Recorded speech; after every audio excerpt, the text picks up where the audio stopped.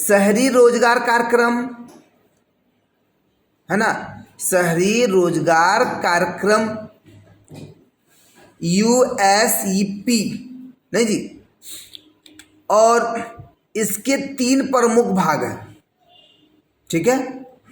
पहला, लाभप्रद स्वरोजगार उद्यम लगाने हेतु शहरी निर्धन लाभार्थियों की सहायता करना। ध्यान दो जी, क्या बोला जा रहा है, शहरी रोजगार कार्यक्रम में क्या फोकस किया जा रहा है कि इसके 3 प्रमुख भाग हैं। लाभप्रद स्वरोजगार उद्यम लगाने हेतु शहरी निर्धन लाभार्थियों को सहायता करना जी। तो शहरी रोजगार कार्यक्रम क्या, ऐसा कार्यक्रम जिसके अंतर्गत शहर में रहने वाले लोगों को रोजगार दी जाए।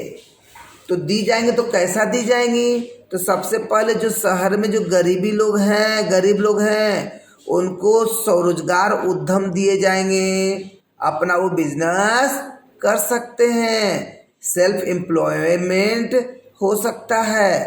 शहरी निर्धन महिलाओं के समूह को लाभप्रद उद्यम लगाने हेतु सहायता करना। इस उपयोजना को शहरी क्षेत्रों में महिलाओं और बच्चों के लिए विकास योजना कहा जाता है। याद रखो, इस उपयोजना को शहरी क्षेत्रों में महिलाओं और बच्चों के लिए क्या कहा जाता है, विकास योजना कहा जाता है। थर्ड, तो पहला क्या बोला गया, स्वरोजगार उद्यम। दूसरा क्या बोला गया कि उद्यम लगाने हेतु सहयोग।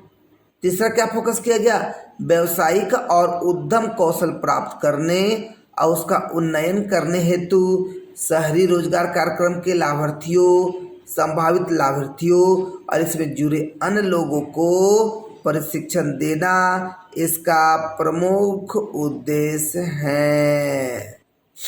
इसका प्रमुख उद्देश्य है, ठीक है। अच्छा, इस कार्यक्रम का लक्ष्य में क्या बोला जा रहा है कि समय समय पर गरीबी रेखा से नीचे जीवन यापन करने वाले के रूप में परिभाषित शहरी निर्धन लोगों को लाभ पहुंचाना है। तो जो शहर में जो गरीब लोग हैं उसको क्या हो गया, लाभ पहुंचाने का काम करना है।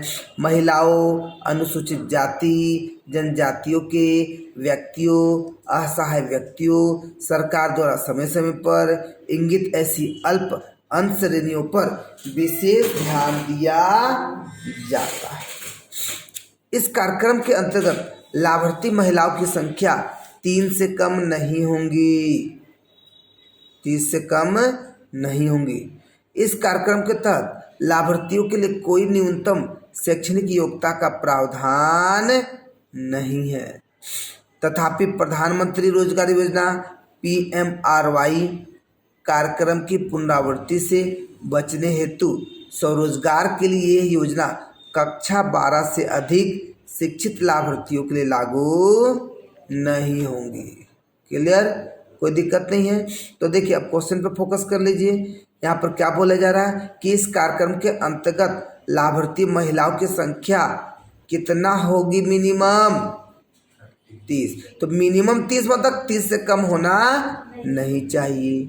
अब अगला, इस मतलब शहरी रोजगार कार्यक्रम के तहत लाभार्थियों के लिए न्यूनतम शैक्षणिक योग्यता कितनी होनी चाहिए, एजुकेशन एलिजिबिलिटी कितनी होनी चाहिए, तो उसका प्रावधान नहीं है। देखिए बड़ा, न्यूनतम शैक्षणिक योग्यता का प्रावधान नहीं है इस कार्यक्रम के अंतर्गत। कोई भी कर सकता है, ठीक है, हाँ कोई भी कर सकता है, ठीक है। तो उसको उसका काम होगा, आपका शिक्षा है, आप शिक्षित हो तो शिक्षित की तरह। जैसे मान लीजिए बहुत सारे लोग, आप BEd किए हुए हैं तो टीचर बनोगे या ऑफिशियल काम करोगे, टीचर बनोगे, लेकिन बहुत सारे लोग ऑफिशियल काम ही चुनते हैं। तो तथापि प्रधानमंत्री रोजगार योजना कार्यक्रम की पुनरावृत्ति से बचने हेतु स्वरोजगार के लिए यह योजना कक्षा 12 से अधिक शिक्षित लाभार्थियों के लिए लागू नहीं होगी। तो यहाँ पर भी फोकस है। पहला तो याद रखो, न्यूनतम शैक्षणिक योग्यता का प्रावधान नहीं है। दूसरा याद रखो कि प्रधानमंत्री कार्यक्रम के अंतर्गत जो जुड़े हैं तो इसके अंतर्गत स्वरोजगार के लिए बोला, अगर आपको अपना रोजगार करना है तो कक्षा 12 से अधिक शिक्षित लाभार्थियों के लागू नहीं होगी, मतलब 12 तक कम से कम पढ़ा होना चाहिए। नेक्स्ट